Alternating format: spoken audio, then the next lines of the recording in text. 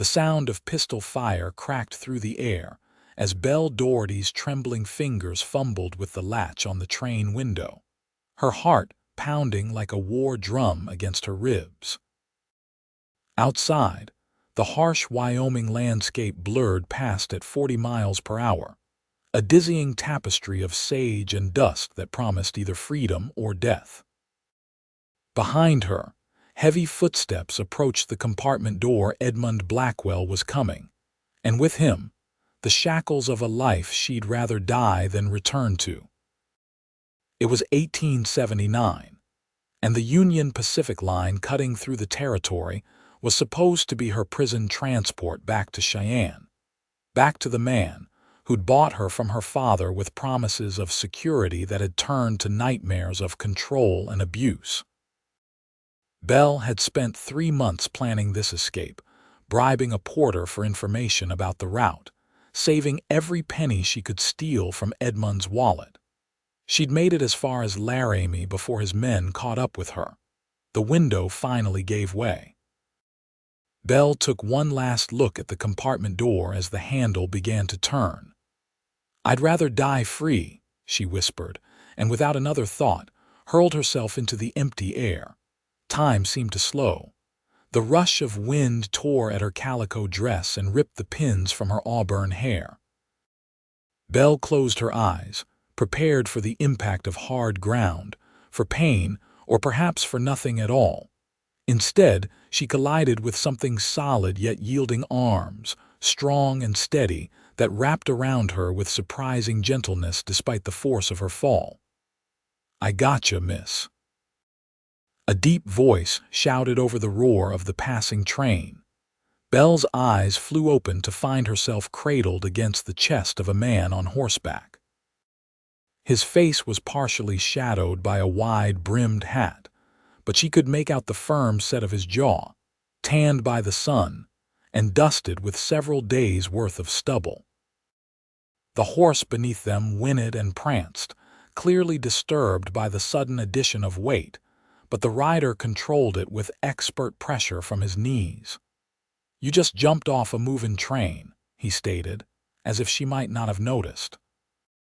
There was no accusation in his tone, only a sort of bemused wonder. "I had my reasons," Belle managed to reply, her voice shaking almost as badly as her limbs. The man adjusted his hold on her, securing her more comfortably across his lap. "Name's Owen Ryder," he said, tipping his hat slightly. "And I reckon those reasons must be mighty persuasive." "They are," Belle said, glancing nervously back at the train, which was now curving around a distant bend. "They'll be looking for me. I need to get away from here." Owen followed her gaze, his expression hardening slightly. "Well, Miss Daugherty, Belle Daugherty, Miss Daugherty. I don't make a habit of asking too many questions when a lady's in distress, but I do believe you owe me some manner of explanation before I decide whether to help you further or turn you in to the sheriff in Trinity." Belle tensed, ready to fight her way out of his arms if necessary, but something in the steady blue of his eyes made her pause. This man had just saved her life. Perhaps he deserved at least part of the truth. The man on that train. He's not the law, though he'll claim to be.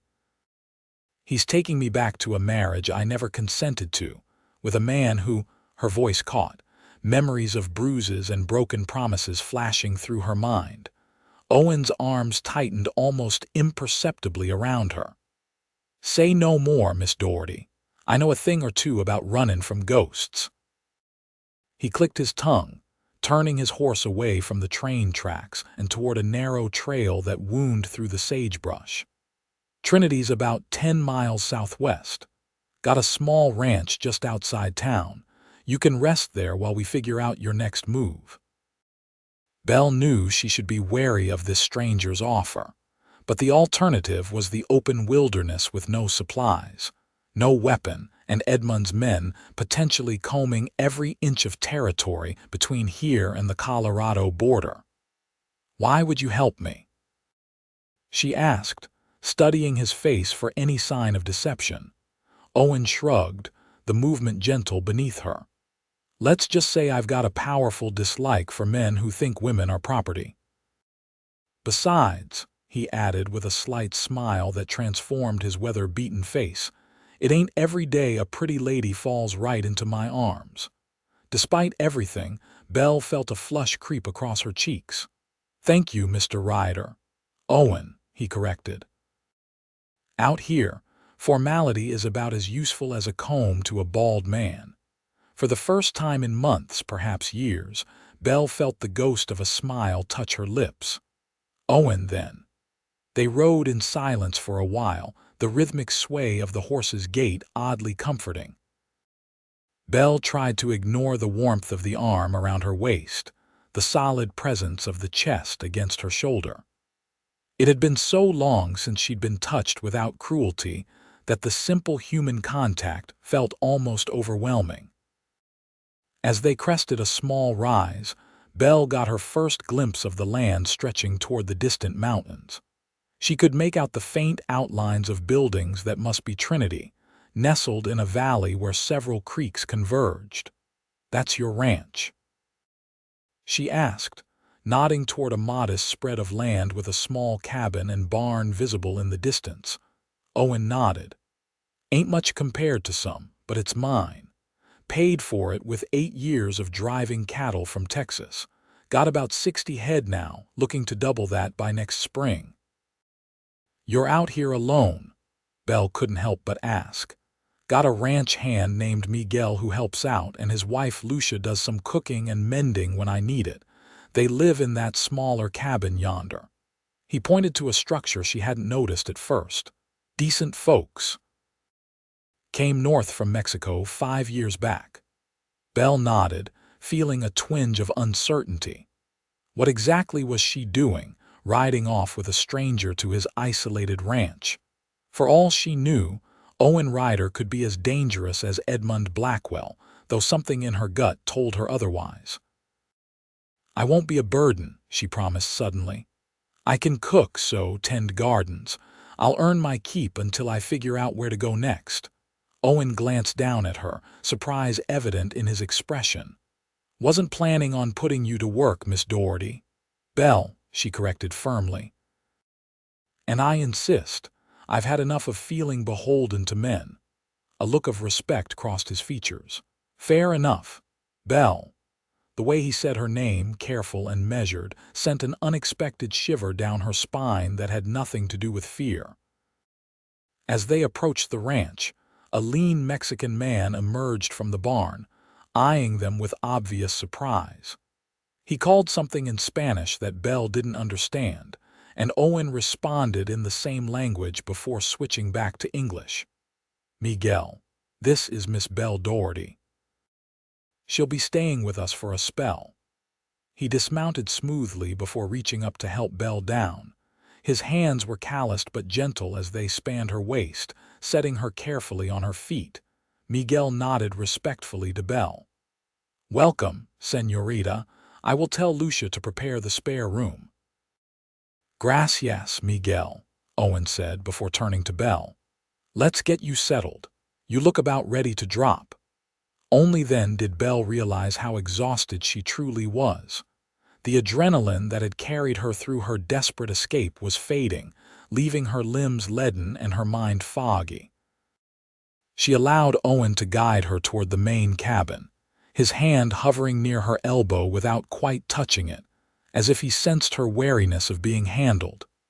The cabin was simple but clean, with sturdy furniture that Owen had either built himself or traded for. A stone fireplace dominated one wall, currently cold in the late spring warmth. Bookshelves lined another wall, surprisingly well stocked for a cattle rancher. "You raid," Belle observed, unable to keep the surprise from her voice. Owen's mouth quirked up at one corner. "Most evenings. Not much else to do when winter sets in and the days get short." Belle ran her fingers along the spine's history, philosophy, even some poetry. Edmund had always mocked her love of reading, calling it a useless pastime for a woman. Her father had been much the same. "The spare room's through there," Owen said, pointing to a narrow doorway. "It ain't fancy, but the mattress is clean. Lucia will be by shortly with some things you might need." Belle turned to him, suddenly overwhelmed by the strange turn her life had taken in the span of a few hours. "I don't know how to thank you." Owen shook his head. "No need. Get some rest. We can talk more when you're ready." He hesitated, then added, "You're safe here, Belle. I promise you that." It was a promise she'd heard before from men who'd broken it as easily as breathing.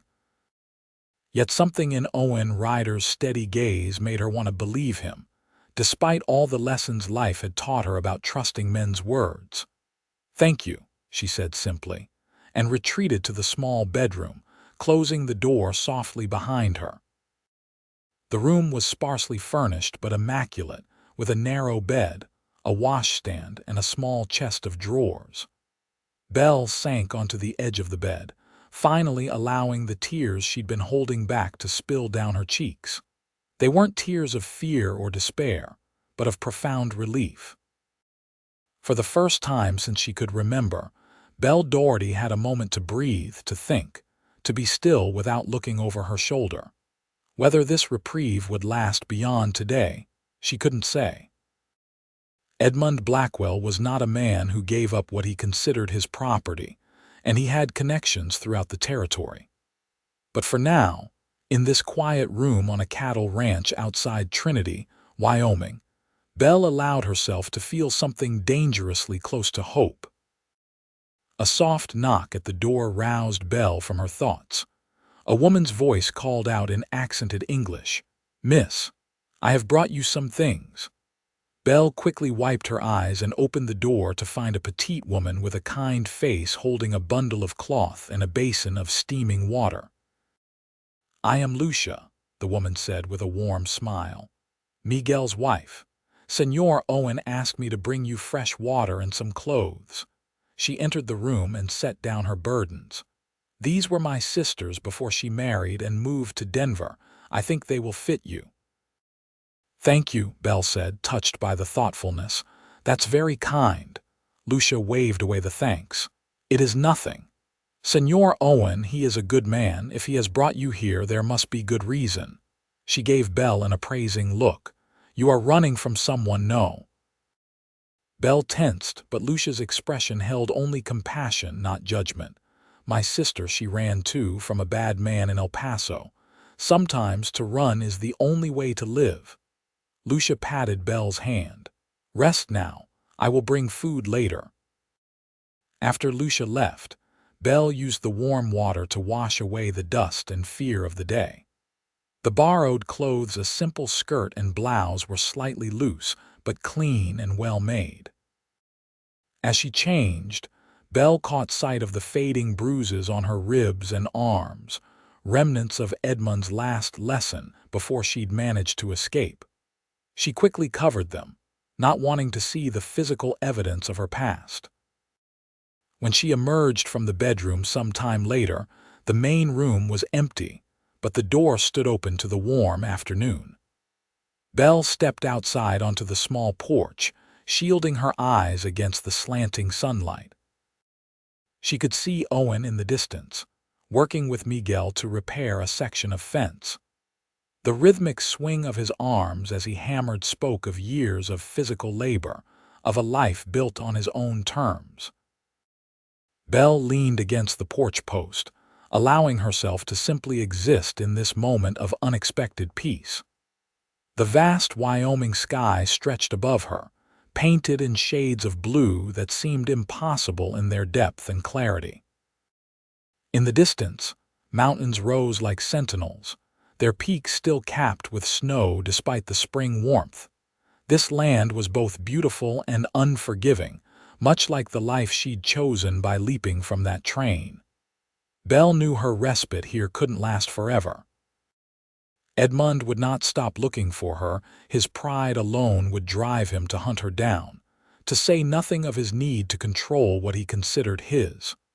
But for now, she was here, alive and, for the moment at least, free. Belle drew in a deep breath of sage-scented air and felt something inside her strengthen. Whatever came next, she would face it standing on her own 2 feet. As the sun began to set, Owen and Miguel finished their work and headed back toward the buildings. Belle watched Owen's approach, studying him more carefully now that the immediate crisis had passed. He moved with the easy confidence of a man comfortable in his own skin, without the swagger that so many men affected. His features, now clearly visible in the golden evening light, were strong rather than handsome in the conventional sense, marked by experience and the elements. He nodded to her as he reached the porch. "Feeling better?" "Yes, thank you. The rest helped." Owen removed his hat, running a hand through hair the color of sun-bleached wheat. "Lucia's bringing supper over soon. Hope you're hungry." As if on cue, Belle's stomach rumbled audibly, reminding her that she hadn't eaten since the meager breakfast on the train that morning. Owen's mouth curved into a smile. "I'll take that as a yes." Belle found herself returning the smile, surprising herself with how natural it felt. "I haven't had much appetite lately," she admitted, "but suddenly I'm famished." "Fresh air and freedom'll do that to a person," Owen observed, his words carrying more understanding than Belle had expected. Before she could respond, Lucia appeared, carrying a large covered basket that filled the air with mouth-watering aromas. Miguel followed with a jug of what Belle assumed was water or perhaps beer. Dinner was a simple but delicious affair of beans, cornbread, and a savory stew that Lucia proudly identified as her grandmother's recipe. The conversation remained light, with Miguel and Lucia doing most of the talking, sharing stories of ranch life that made Belle laugh despite herself. Owen spoke little, but Belle often caught him watching her with an expression she couldn't quite decipher. After the meal, Miguel and Lucia bid them good night and returned to their cabin, leaving Belle and Owen sitting in comfortable silence as darkness settled fully over the land. A chorus of crickets and the occasional distant howl of a coyote provided a wild symphony that Belle found oddly soothing after months in the stifling confines of Edmund's Cheyenne mansion. "Might be time for some of those explanations," Owen said finally, his voice gentle but firm. Belle nodded, gathering her thoughts. She owed him at least that much. "My father was a merchant in St. Louis," she began, her hands fidgeting with the edge of her borrowed shawl. "When he died 3 years ago, I discovered he'd lost everything to gambling and bad investments. There was nothing left but debts." Owen listened silently, his face impassive as she continued. "Edmund Blackwell was one of his creditors. He offered to forgive the debt if I would marry him. I had no other options, no family, no money, no prospects." Belle's voice hardened. "He presented himself as a gentleman, a successful businessman with interests in mining and railroads. By the time I discovered what kind of man he truly was, it was too late." "And what kind of man is he?" Owen asked quietly. Belle met his gaze steadily. "The kind who believes that purchasing a wife gives him the right to do whatever he wishes with her. The kind who keeps her locked away from the world, who punishes any hint of disobedience or independent thought." Owen's jaw tightened visibly. "I've known men like that." "I endured it for nearly 3 years," Belle continued, the words spilling out now that she'd begun. "I tried to escape once before, 6 months ago. He found me in Denver and—" She faltered, the memories still too raw. "You don't need to tell me the details," Owen said, his voice gentle. Belle nodded gratefully. "This time, I was more careful. I managed to get further, all the way to Laramie, but his men found me at the hotel where I was staying. They were taking me back on that train when I—" She gestured vaguely toward the direction of the railroad tracks. "When you decided that jumpin' was better than going back," Owen finished for her. "Yes." Belle looked down at her hands, surprised to find them steady despite the difficult conversation. "I know it was reckless, I might have died, but in that moment it seemed like the only choice. Owen was quiet for a long time, so long that Belle finally looked up to find him staring into the distance, his expression troubled. "You think me foolish," she said, a defensive edge creeping into her voice. "No," he replied immediately, his gaze returning to her. "I think you're brave. Desperate maybe, but brave nonetheless." He shifted in his chair. "This Blackwell, he'll be looking for you." It wasn't a question, but Belle answered anyway. "Yes, he has connections with law enforcement throughout the territory.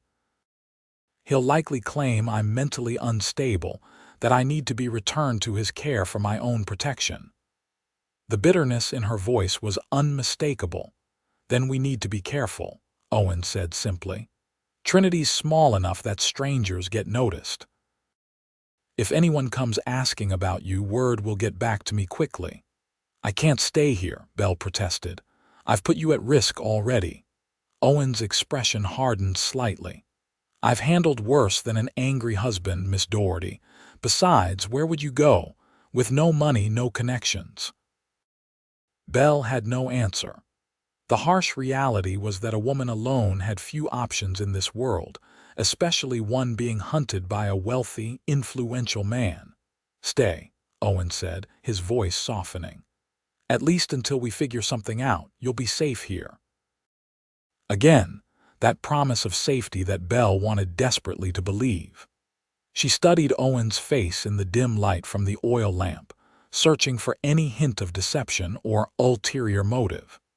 She found only steady resolve, and something else, a compassion that seemed at odds with his weathered exterior.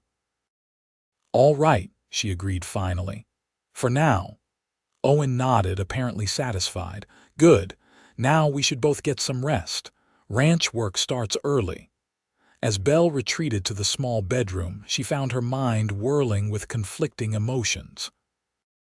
Gratitude for Owen's unexpected kindness warred with the ingrained suspicion that had kept her alive these past years.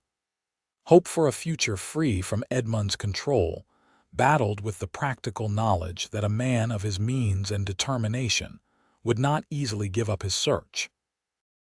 And beneath it all, an unexpected awareness of Owen Ryder as more than just her rescuer, as a man whose quiet strength and principled actions stirred something in her that she'd thought Edmund had destroyed forever. Belle pushed these unsettling thoughts aside as she prepared for bed. Tomorrow would bring its own challenges. For tonight, at least, she was safe, sheltered, and for the first time in years, treated with basic human dignity. It was more than she'd dared to hope for when she'd hurled herself from that train into the empty Wyoming air. The following days established a routine that Belle found unexpectedly comforting. She woke before dawn, preparing breakfast alongside Lucia, who chattered happily in a mix of Spanish and English. Owen and Miguel would come in from the early morning chores, faces freshly washed, but still bearing the unmistakable scent of horses and cattle. Belle insisted on contributing, taking over much of the cooking and housekeeping from Lucia, who seemed grateful for the help.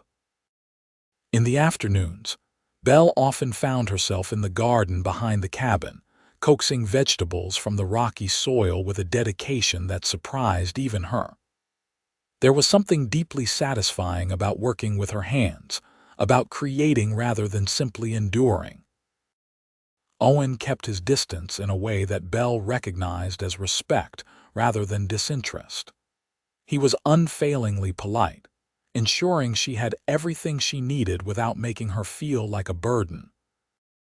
In the evenings, they often sat on the porch, watching the sunset paint the distant mountains in shades of purple and gold. Sometimes, they talked, Owen telling stories of cattle drives and the early days of building his ranch, Belle sharing carefully edited tales of her childhood in St. Louis. Other times they simply sat in comfortable silence, each lost in their own thoughts. It was during one of these quiet evenings, nearly 2 weeks after her arrival, that Belle finally asked the question that had been lingering in her mind. "How did you come to be there?" "When I jumped from the train." Owen looked surprised, as if he'd expected her to ask this much sooner. "Just luck, I suppose. I was riding back from delivering a message to a neighbor." He hesitated, then added, "Though some might call it providence rather than luck." "You believe in providence, Mr. Ryder?" Belle asked, curious about this glimpse into his beliefs. "Owen," he reminded her gently, "and yes, I reckon I do. Seen too many things in this life that can't be explained by chance alone." He studied her for a moment. "What about you?" Belle considered the question seriously. "I'm not sure anymore. There was a time when I believed God had a plan for everything. But then—" She trailed off, unwilling to articulate the loss of faith that had accompanied the gradual destruction of her spirit under Edmund's control. "But then life happened," Owen finished for her, understanding in his voice. "Yes." Belle wrapped her shawl more tightly around her shoulders against the cooling evening air. "Though I must admit, when you caught me that day, it felt like an answer to prayers I'd stopped believing would be heard." The admission felt dangerously vulnerable, but Owen's response held no judgment. "Sometimes answers come when we least expect them," he said simply. "My father used to say that God works in his own time, not ours." "Your father sounds wise." He was. A shadow passed over Owen's features. "Lost him and my mother both to typhoid when I was 16. That's when I headed west looking for something. Took me nearly 10 years of drifting before I found this place and knew it was where I belonged." Belle felt a surge of empathy for the boy he must have been, alone and grieving, making his way in a harsh world. "I'm sorry about your parents." Owen nodded his acknowledgement. "It was a long time ago, but I reckon those early years taught me to recognize when someone needs help." His gaze, steady and direct, met hers. Like a woman desperate enough to jump from a moving train. Belle felt a flush creep up her neck at the reminder of their unusual meeting. "I still can't believe you caught me. The odds must have been astronomical," Owen supplied with a small smile. "But here we are." Here we are indeed, Belle thought, struck by how comfortable she'd become in this man's presence. How safe she felt despite the constant awareness that Edmund could appear at any moment to shatter this fragile peace.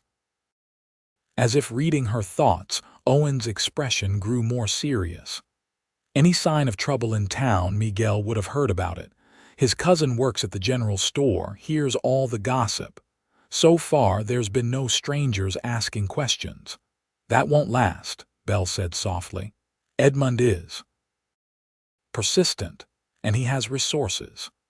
"So do I," Owen replied, a steely note entering his voice. "Different kind, maybe, but just as valuable. People around here look out for their own." The implication that she might be considered one of their own warmed Belle in a way she hadn't expected. For so long, she'd been alone, cut off from real human connection by Edmund's jealous control. "Thank you," she said, the words inadequate but sincere. Owen simply nodded, his gaze returning to the darkening landscape. After a moment, he said, "Lucia mentioned you've been reading some of my books." Belle smiled, grateful for the change of subject. "Yes, I hope you don't mind. Reading has always been my escape." "Don't mind at all. Books are meant to be read. Which ones have caught your interest?" "Emerson, primarily. I've been working my way through his essays." Owen's eyebrows rose slightly. "Heavy reading." "His ideas about self-reliance speak to me," Belle admitted. "The notion that we have within us everything we need to direct our own lives. Trust thyself. Every heart vibrates to that iron string," Owen quoted softly. Belle looked at him with new appreciation. "You know Emerson well." "Those long winter evenings I mentioned," he said with a shrug that didn't quite hide his intelligence. "Though I confess I'm partial to Thoreau as well. Something about a man who chooses to live deliberately on his own terms." Like you have, Belle observed. Owen considered this. I suppose so, though with considerably less philosophizing and more cow manure than Thoreau encountered at Walden Pond. The unexpected humor startled a laugh from Belle, the sound surprising her with its freedom. When was the last time she had truly laughed? She couldn't remember. Owen's expression softened as he watched her, and Belle became acutely aware of the man beside her not just as her rescuer or protector, but as someone whose company she genuinely enjoyed. The realization was both comforting and unsettling. It's getting late, she said, suddenly needing space to process these confusing feelings. I should turn in. Owen nodded, rising to his feet with the fluid grace that seemed at odds with his solid frame. Of course. Rest well, Belle. As she lay in bed that night, Belle found her thoughts circling back to Owen Ryder, to his quiet strength, his unexpected depth, the way his rare smiles transformed his face. For the first time, she allowed herself to wonder if there might be a future beyond mere survival, beyond running and hiding. A future where she might actually build something new. It was a dangerous thought, Belle knew. Edmund Blackwell's shadow still loomed large, and her position here was precarious at best.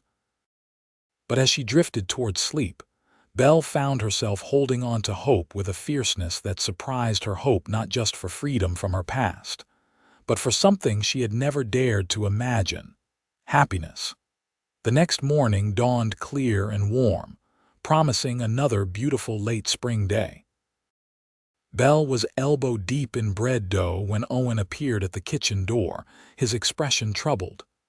Miguel just got back from town, he said without preamble. There's been men asking questions at the general store, showing a photograph. Belle's hand stilled, her heart suddenly hammering in her chest. What did they look like? These men, city types according to Miguel's cousin, well-dressed, offering money for information. Owen's jaw was tight. They're saying they're looking for a disturbed young woman who ran away from her husband, claiming she's not right in the head. Exactly as Belle had predicted. Edmund was spinning his tale, casting himself as the concerned husband rather than the abuser he truly was. How many? She asked, trying to keep her voice steady as she resumed kneading the dough with perhaps more force than necessary. 2 that Miguel heard about, but they mentioned others checking nearby towns. Owen hesitated. Belle, if they are offering rewards. Someone will talk, she finished for him. It's only a matter of time. Owen nodded grimly. We need to be prepared. If they come here when they come here, Belle corrected, a cold certainty settling in her stomach. Edmund won't stop until he finds me. When they come, Owen acknowledged, you'll have a choice to make. You can hide. There's a root cellar under the barn that few people know about. Or, Belle prompted when he didn't continue. Owen met her gaze directly. Or you can stand your ground with me beside you. The offer stunned Belle. Owen, you can't. These aren't men you can simply intimidate with a stern look. They'll be armed, dangerous. So am I, he replied simply. Been both those things when necessary. Belle shook her head. I won't put you at risk. You've done too much already. That's not your decision to make, Owen said, an edge entering his voice. I made my choice the moment I caught you falling from that train. Why? Belle demanded, suddenly needing to understand his motivation. Why risk everything for a stranger? Owen was quiet for a long moment, his blue eyes never leaving hers. Because some things are worth fighting for, he said finally. Some principles matter more than playing it safe, and sometimes, he hesitated. Sometimes a person comes into your life unexpectedly, and you just know they're meant to be there. The intensity of his gaze made Belle's breath catch. Was he saying what she thought he was saying? Before she could respond, the sound of approaching hoofbeats shattered the moment. Owen's head snapped toward the window, his entire body tensing. Stay inside, he ordered, his voice shifting to a tone Belle hadn't heard before, hard, commanding. "Lock the door behind me." Without waiting for her response, he strode out, pausing only to grab the rifle that always stood by the door. Belle hurried to the window, her heart in her throat as she watched Owen step onto the porch, rifle held casually but ready. A single rider approached, and Belle's initial panic subsided slightly when she recognized the sheriff's badge on the man's chest. This wasn't Edmund or his men, not yet.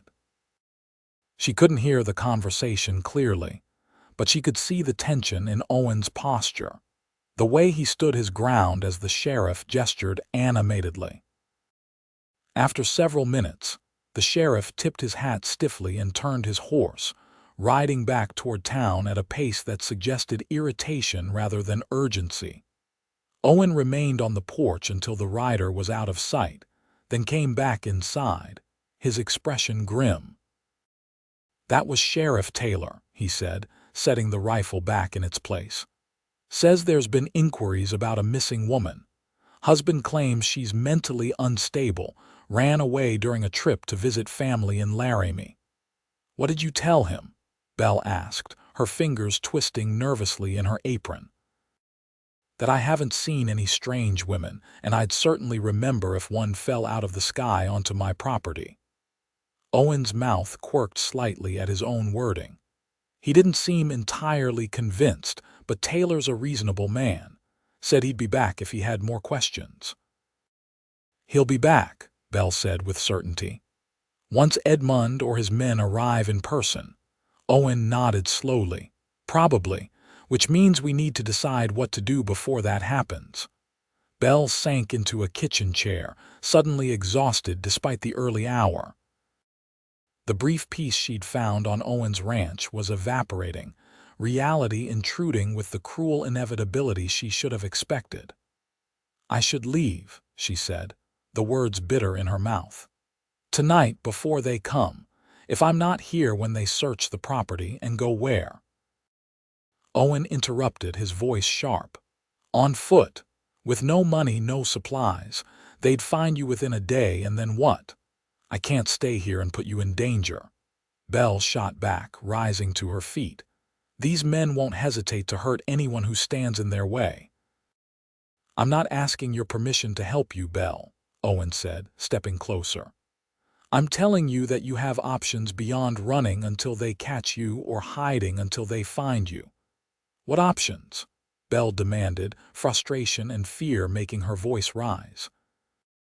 "Edmund owns half the judges in Wyoming territory. Even if I could prove what he did to me, the law would still consider me his wife, his property." "You could marry someone else," Owen said quietly. Belle stared at him, certain she'd misheard. "What?"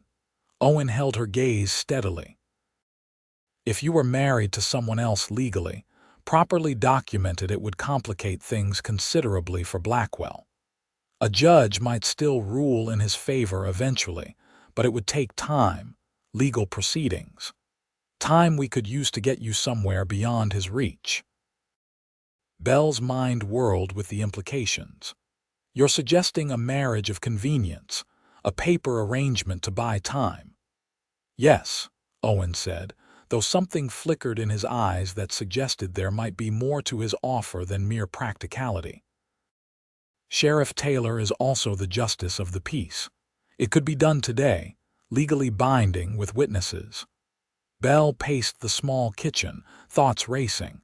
What Owen proposed was logical in its way. A legal marriage would indeed create complications for Edmund, who preferred to operate in the shadows rather than bring his private affairs before a court. But to marry again, even on paper, after what she'd endured with Edmund. "I know it's not ideal," Owen said softly, as if reading her thoughts. "And I'm not asking for anything beyond what you're willing to give. This would be an arrangement for your protection, nothing more." Belle stopped pacing and looked at him directly. "And when it's over? When I'm safely away from Edmund's reach? What then?" Owen's expression remained steady. Then you'd be free to go your own way, if that's what you wanted. If that's what you wanted. The qualifier hung in the air between them, laden with unspoken possibilities. I need time to think, Belle said finally. Owen nodded. Of course, but not too much time. If Taylor's visit is any indication, we may only have a day or two before Blackwell himself arrives. The remainder of the day passed in a haze of tension and uncertainty. Belle went through the motions of her usual tasks, but her mind was elsewhere, weighing Owen's proposal against her limited options. By evening, she had reached a decision, though it filled her with both resolution and trepidation. She found Owen in the barn, finishing the evening chores. The familiar smells of hay and horses surrounded them as Belle gathered her courage. I've decided, she said without preamble. Owen straightened from where he'd been checking a horse's hoof, his expression carefully neutral. And I'll marry you, Belle said, the words feeling strange on her tongue. But I have conditions. I'm listening, Owen replied, giving her his full attention. First, this is temporary. When the danger has passed, we dissolve the arrangement. Belle kept her voice steady, businesslike. Second, our living situation remains as it is now. Separate rooms, separate lives, she hesitated. And third, I want your word that you'll let me go when the time comes. No complications. The last condition felt necessary even as Belle spoke it, though something in her rebelled at the thought of walking away from this man, who had shown her nothing but kindness and respect.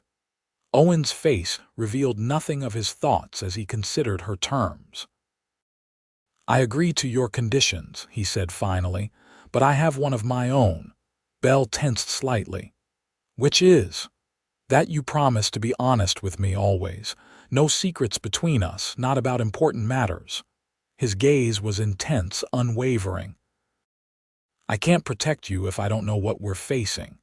It was a reasonable request, Belle acknowledged silently. I promise. Owen nodded once, a decisive gesture. Then we'll ride into Trinity tomorrow morning and speak to Taylor. Miguel and Lucia can serve as witnesses. The business-like tone should have reassured Belle, yet she found herself oddly disappointed by how easily Owen accepted the clinical nature of their arrangement. Had she expected, or perhaps hoped for some indication that his offer stemmed from more than just a desire to protect her? Such thoughts were dangerous, Belle reminded herself sternly. She had no room in her life for romantic notions, not when her very freedom hung in the balance. Owen Ryder was a good man offering her a practical solution to a desperate problem. That was all. Tomorrow morning, then, she agreed, turning to leave before he could see the confusion on her face. Belle, Owen called softly, stopping her. She looked back to find him watching her with an expression that made her heart skip. For what it's worth, he said, I consider it an honor that you would trust me with this. The simple sincerity in his voice brought unexpected tears to Belle's eyes. She nodded, not trusting herself to speak, and hurried back to the cabin, emotions she couldn't name churning within her.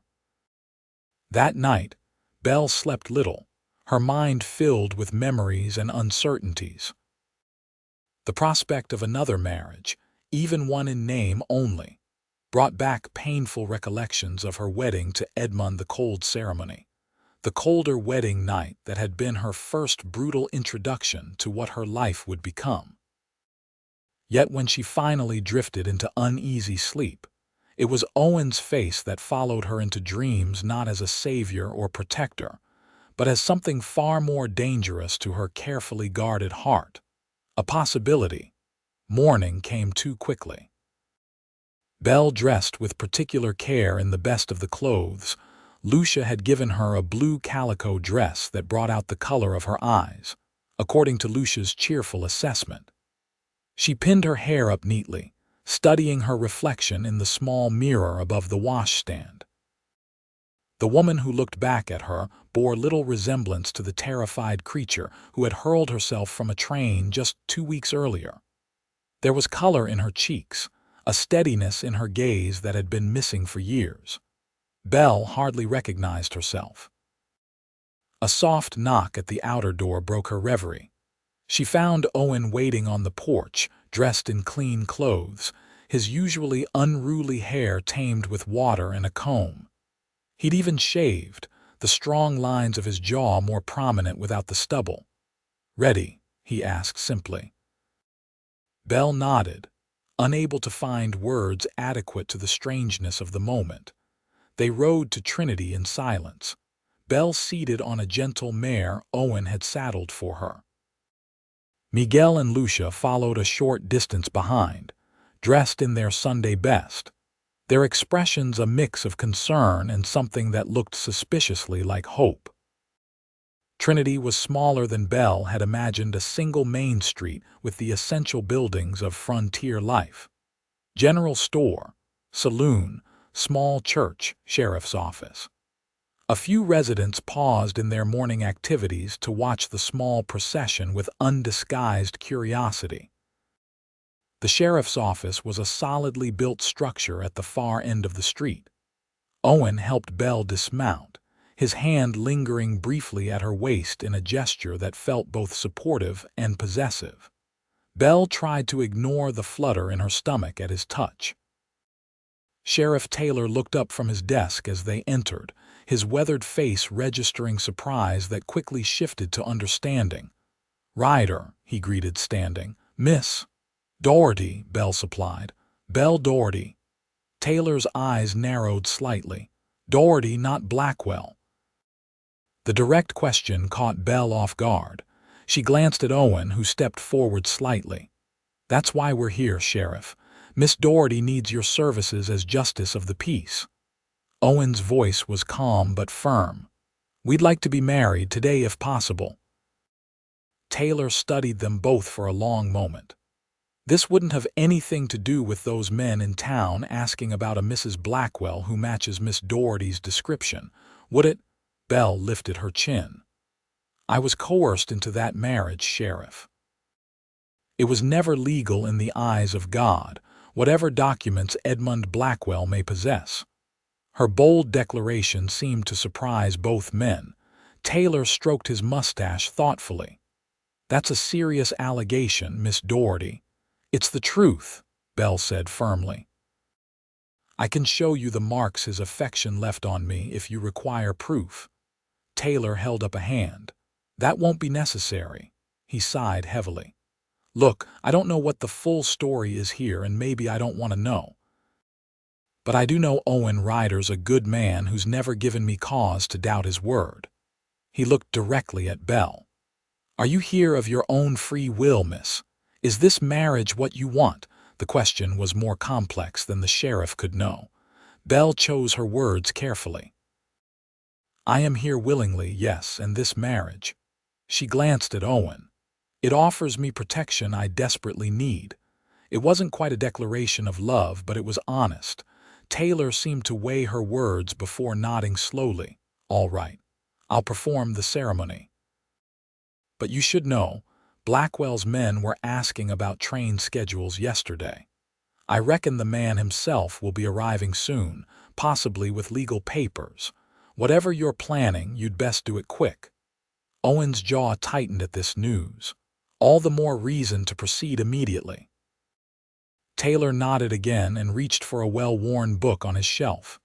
"You have witnesses?" "Outside," Owen confirmed. "Miguel and Lucia Rodriguez." "Fetch them in, then," Taylor said, opening the book to a marked page. "Let's get this done proper." The ceremony itself was brief, almost perfunctory. Miguel and Lucia stood beaming as witnesses, while Sheriff Taylor read the standard vows. Belle spoke her responses clearly, keeping her gaze fixed on Owen's steady blue eyes rather than allowing herself to remember another ceremony, another set of vows that had led to years of misery. When Taylor pronounced them husband and wife, Owen hesitated only briefly before leaning down to place a gentle, almost reverent kiss on Belle's lips. It was their first physical contact of this nature, and Belle was unprepared for the jolt of awareness that shot through her at the brief touch. "Congratulations," Taylor said, closing his book. "I've recorded it in the county register. It's legal and binding." He fixed Owen with a pointed look. "You'd best get your new bride home and prepare for visitors. I've got a feeling they won't be long in coming." Owen nodded grimly. "Thank you, Sheriff, for everything." As they stepped back onto the street, Belle felt oddly light-headed. Mrs. Owen Ryder. The name sat strangely in her mind, a shield against danger rather than a true identity. Yet there was something about it that didn't feel entirely false, either. Lucia hugged Belle warmly. "May God bless your union," she said, her dark eyes suspiciously bright. Miguel shook Owen's hand firmly. "I will keep watch on the road from town," he promised in his accented English. "If anyone comes, you will have warning."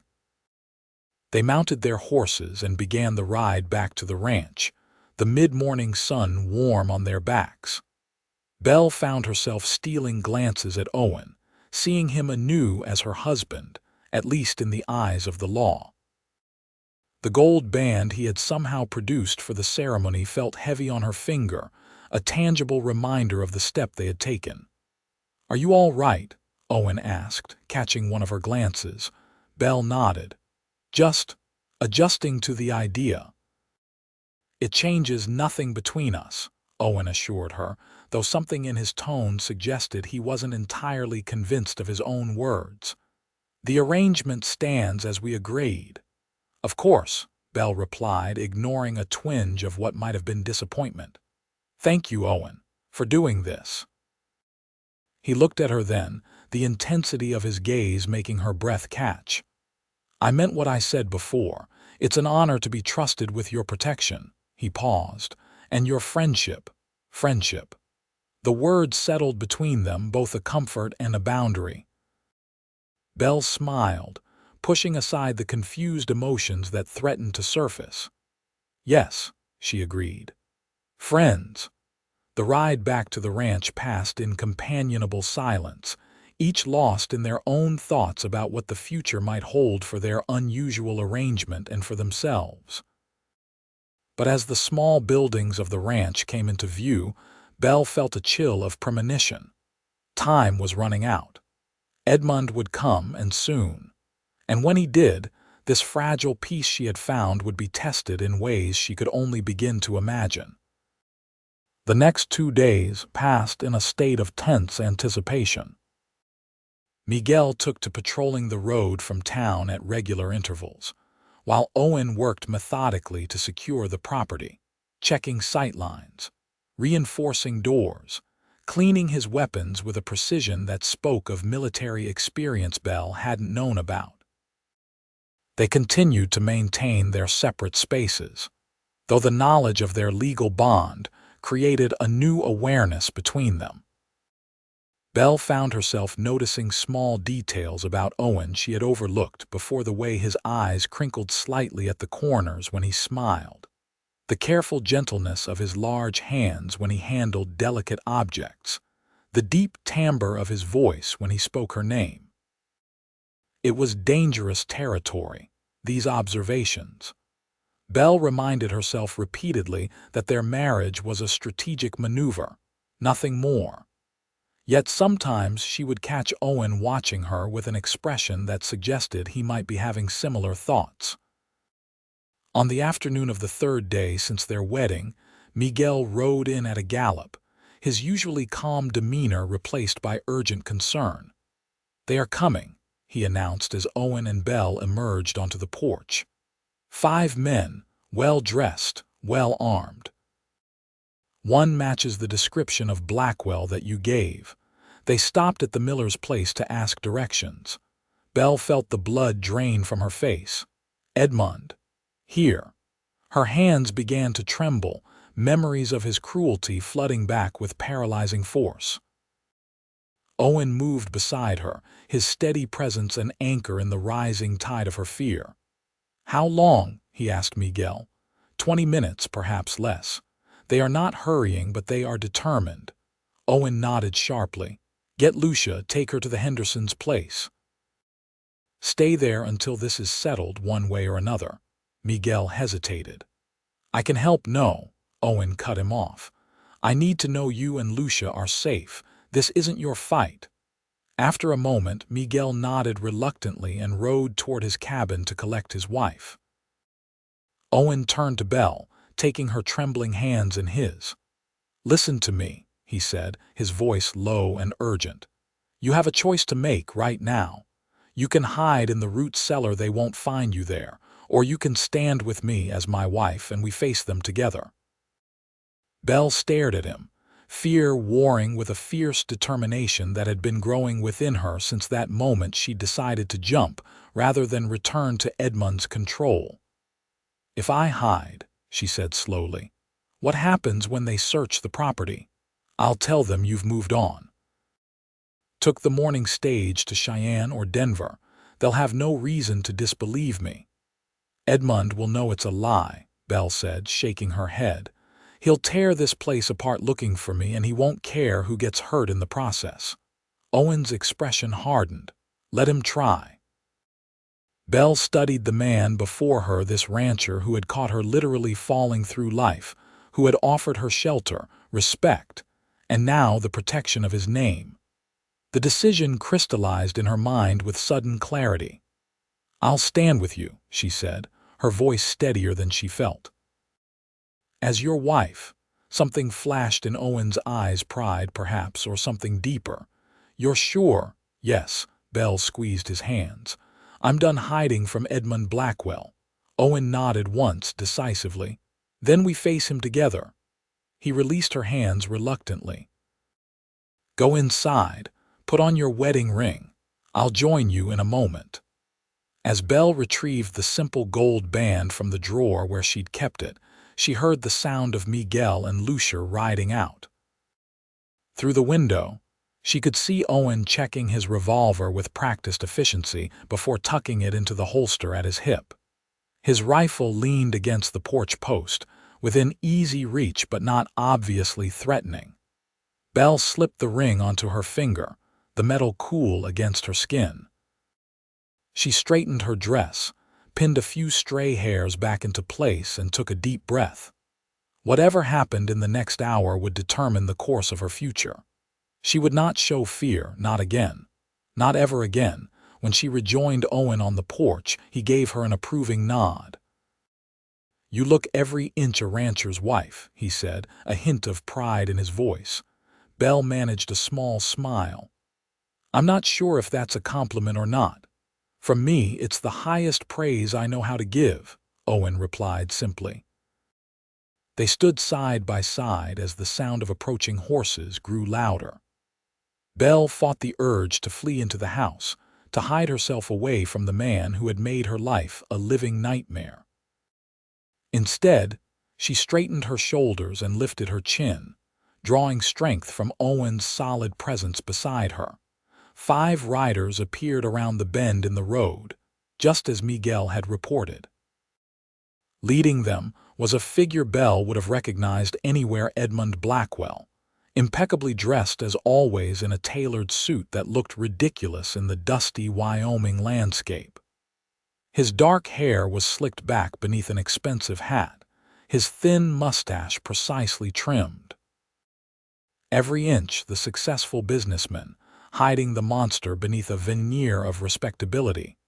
The party drew up in front of the cabin, Edmund's cold gaze fixing immediately on Belle.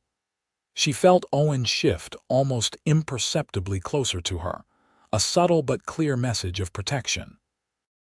Isabella, Edmund greeted, his cultured voice carrying easily across the yard. You've led us on quite a chase, my dear. Belle said nothing, refusing to give him the satisfaction of a response.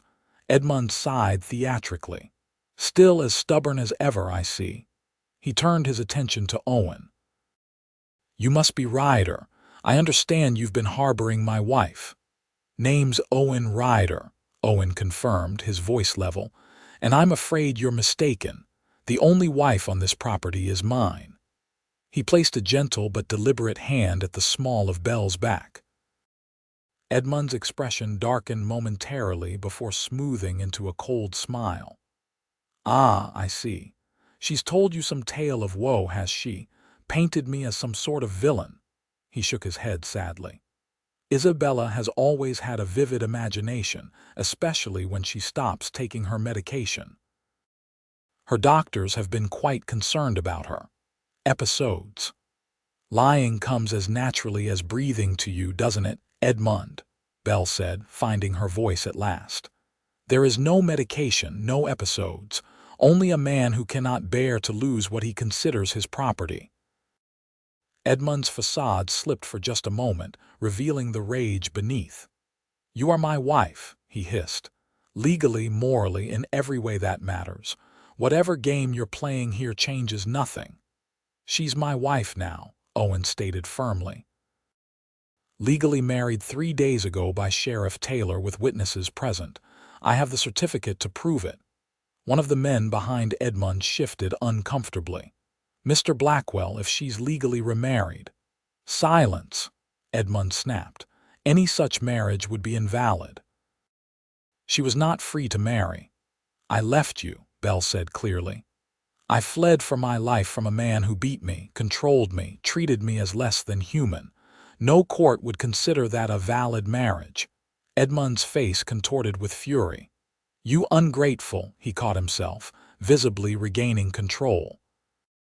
"This man has obviously taken advantage of your confused state, Isabella. Come home with me now and I'll forget this indiscretion." "She's not going anywhere with you," Owen said, his voice deceptively quiet but carrying an unmistakable threat. "Belle is my wife. This is her home and you're trespassing on our property." Edmund's hand moved toward his coat, and Belle tensed, knowing he often carried a small pistol. Owen must have anticipated the movement because his own hand dropped casually to rest on his holstered revolver. "I wouldn't," he advised softly. "Not unless you're prepared for the consequences." A tense silence fell over the yard. Belle could feel her heart hammering in her chest, but she kept her expression calm, refusing to show the fear that still lurked beneath her newfound courage. Finally, Edmund smiled thinly. "Very well, if you insist on doing this the hard way." He reached into his inner coat pocket and withdrew a folded document. "I have here a court order from Judge Wilson in Cheyenne, authorizing the return of Isabella Blackwell to my custody due to her unstable mental condition." Owen didn't flinch. "That paper doesn't mean much out here, Blackwell. Especially not against a legal marriage certificate and a wife who clearly doesn't want anything to do with you." "The law is the law," Edmund insisted, his confidence returning. "Sheriff Taylor will have no choice but to enforce this order when I present it to him." "Why don't we ride into Trinity together and ask him?" Owen suggested mildly. "I'm sure he'd be interested to hear Belle's side of the story, maybe even see the scars your affection left on her." Edmund's eyes narrowed dangerously. "You're making a very serious mistake, Ryder. I have connections you can't begin to imagine. One word from me and you'll lose this pathetic little ranch. One signature and you'll find yourself facing charges of abduction and theft of property." "Theft of property," Belle repeated, disgust evident in her voice. "That's all I ever was to you, wasn't I? Something you purchased and owned." "You were my wife," Edmund snarled, his mask slipping again. "Mine to discipline as I saw fit." Owen's hand tightened on his revolver. "You just made a serious mistake of your own, Blackwell," he said quietly. "Admitting to abuse in front of witnesses." Edmund glanced at his companions, suddenly aware of how his words might have sounded to them. The men shifted uncomfortably, exchanging uncertain looks. "Mr. Blackwell," one of them ventured, "if what the lady says is true." "It's not true." Edmund snapped. "She's confused, delusional. The doctors confirmed it." "Which doctors?" Owen pressed. "Names, locations. I'm sure Sheriff Taylor would be interested in speaking with them. Edmund's composure was cracking visibly now. Enough of this charade, he spat. Isabella, get your things. We're leaving now.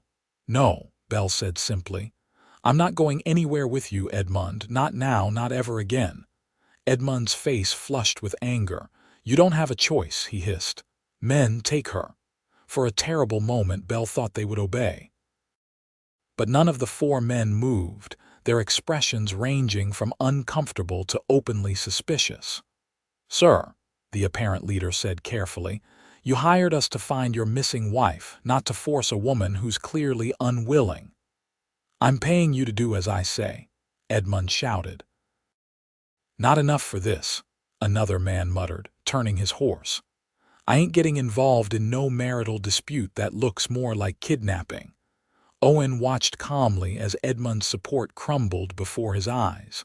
Seems your connections aren't as reliable as you thought, he observed. Edmund's hand darted inside his coat and emerged clutching a small pistol. I won't be humiliated like this, he snarled, aiming directly at Belle. If I can't have you, no one will. Everything happened with dizzying speed. Owen shoved Belle behind him as he drew his own revolver with lightning quickness. A shot cracked through the air, then another. Belle screamed as Owen staggered slightly, but he remained standing, his gun steady on Edmund. Edmund wasn't so fortunate. He sat swaying in his saddle, a look of disbelief on his face as a dark stain spread across the front of his expensive coat. His pistol fell from nerveless fingers as he toppled sideways off his horse, hitting the dusty ground with a dull thud. The remaining men had scattered at the first shot, taking cover or retreating. Owen kept his revolver trained on the fallen figure of Edmund Blackwell, his other arm extended protectively to keep Belle behind him. Anyone else want to try something stupid? Owen called, his voice steady despite the growing red patch on his left sleeve. No, sir, came a shaky reply from behind a water trough where one man had taken cover. We want no part of this. Then take him and go, Owen ordered. Tell Sheriff Taylor what happened here. Tell him Blackwell drew first on a man and his wife defending their home. Belle clutched Owen's uninjured arm. You're hurt, she whispered urgently. Just a graze, he replied, not taking his eyes off the scene before them. Nothing serious. Two of Edmund's men cautiously approached their employer's prone form. Belle watched frozen as they checked for signs of life. He's dead, one announced flatly, looking up at Owen without accusation. Clean shot through the heart. Belle felt a wave of conflicting emotions wash over her: relief, horror, guilt, and finally, a terrible sense of freedom that made her knees weak. Edmund was gone. Truly gone. The nightmare was over. Owen lowered his revolver only slightly. Take him back to Trinity, he instructed. Tell Taylor I'll come in tomorrow to give my statement. The men nodded, clearly eager to distance themselves from the situation. They hoisted Edmund's body across his horse and mounted their own, leading the grim procession back toward town without another word. Only when they were out of sight did Owen holster his weapon and turn to Belle, his expression softening with concern.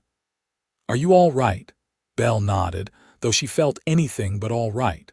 Her entire body was trembling with delayed shock. Your arm, she managed, focusing on the immediate concern. Owen glanced at the bloodstain as if noticing it for the first time. It's nothing serious, he repeated. Let's get inside. In the kitchen, Belle found her nursing skills returning as she carefully cleaned and bandaged the bullet graze on Owen's upper arm. The wound was indeed minor, painful, but not dangerous. You could have been killed, she said softly as she tied off the bandage. He meant to kill me, and you put yourself in the way. Owen caught her hand as she withdrew it, his fingers warm around hers. I wasn't about to let him hurt you, he said simply. Not while I drew breath. Belle stared at their joined hands, emotions too complex to name swirling within her. "He's dead," she whispered. "Edmund is actually dead." "Yes," Owen confirmed gently. "He can never hurt you again." The full impact of those words hit Belle like a physical force. She had been running for so long, living in fear for so many years, that the sudden knowledge of complete freedom left her dizzy with possibility. "What happens now?" she asked, her voice small. Owen released her hand reluctantly. "I'll ride into Trinity tomorrow, explain what happened to Taylor." It was clear self-defense Blackwell drew first in front of witnesses. There shouldn't be any legal repercussions. "And us?" Belle pressed, needing to know where they stood. "Our arrangement." Owen studied her face for a long moment. "That depends," he said carefully. "The danger has passed, as you said it would. According to our agreement, you're free to go whenever you wish. The marriage can be dissolved if that's what you want. If that's what you want." Again, those words carrying so much unspoken meaning. "What do you want, Owen?" Belle asked, finding courage she didn't know she possessed. A flicker of vulnerability crossed his usually composed features. "I want you to stay," he admitted quietly. "Not because of our arrangement, not out of gratitude or obligation, but because, in these few weeks, I've come to care for you in ways I never expected." The simple honesty of his declaration touched Belle deeply. "Even though we barely know each other, I know enough," Owen said. "I know you're brave and strong even when you're afraid. I know you're kind to Lucia and patient with Miguel's broken English. I know you read philosophy and can bake bread that makes a man think he's died and gone to heaven." His lips curved in a small smile. "I know I've never felt for any woman what I feel for you." Belle's heart seemed to trip over itself. "And what is that exactly?" Owen reached out to touch her cheek, the gesture achingly gentle. "I believe I'm falling in love with you, Belle Daugherty Ryder, and I'd very much like the chance to keep falling for as long as you'll allow it." Belle leaned into his touch, years of fear and mistrust melting beneath the warmth in his eyes. "I'm afraid," she confessed. "Of me?" Owen asked, concern evident in his voice. "Of hoping," Belle clarified. "Of believing that something good could last. Edmund took so much from me, Owen. My trust, my confidence, very nearly my will to live. I'm not sure what's left is enough for someone like you." "You underestimate yourself," Owen said firmly. "I've watched you rebuild your strength day by day since you arrived here. Whatever he took from you, the essential part, the heart of you, remained untouched. That's the woman I'm falling in love with." Belle felt tears gathering in her eyes, but they weren't tears of fear or sorrow. For the first time in years, they were tears of something that felt dangerously like happiness. "I'd like to stay," she said softly. "Not because of our arrangement or because I have nowhere else to go, but because when I'm with you, I feel like myself again. Because when you look at me, I see possibility instead of pain." She took a shaky breath. "Because I think I might be falling in love with you too, Owen Ryder." The smile that transformed Owen's face was worth every moment of doubt, every step of the difficult journey that had brought her to this place, to this man. "May I kiss my wife?" he asked, his voice rough with emotion. Belle nodded, her heart racing as Owen leaned toward her. Unlike their brief kiss at the wedding, this one was neither perfunctory nor restrained. His lips met hers with a tenderness that quickly deepened into something more profound, a promise, a beginning, a homecoming. When they finally parted, Belle felt as though something fundamental had shifted within her. The fear that had been her constant companion for so long was receding, replaced by a cautious but growing confidence in this new life they might build together. "What happens tomorrow?" she asked, still enclosed in the circle of Owen's arms. "Tomorrow, I ride into Trinity and sort things out with Taylor," Owen said.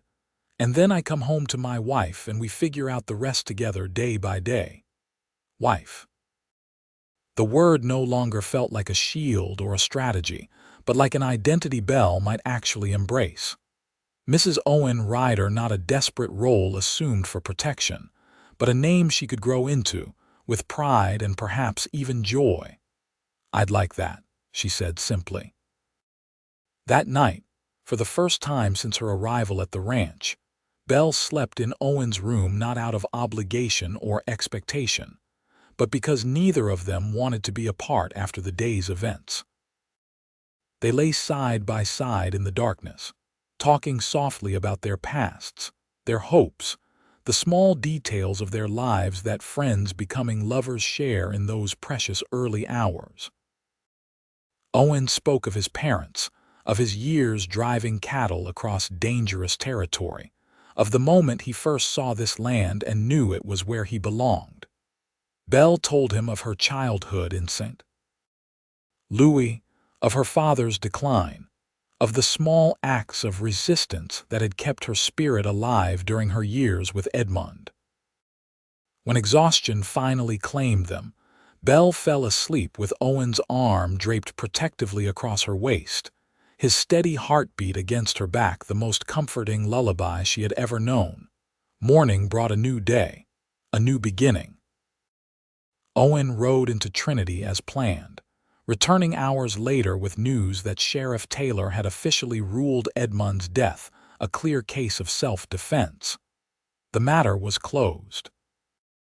In the weeks and months that followed, Belle and Owen gradually transformed their marriage of convenience into something genuine and deeply felt. Belle discovered a strength within herself she had forgotten existed, taking on increasing responsibility for the running of the ranch. Owen found in Belle a partner who challenged his solitary nature while respecting his occasional need for quiet. Their life together was not without challenges. Belle still struggled with nightmares of her time with Edmund, moments of panic when Owen moved too suddenly or raised his voice in frustration. Owen had his own demons, lingering grief for his parents, old scars from years on the trail that sometimes made him withdraw into himself. But they faced these challenges together, with patience and growing understanding. When winter came to the Wyoming territory, bringing howling blizzards that confined them to the cabin for days at a time, they found in each other's company not confinement but comfort.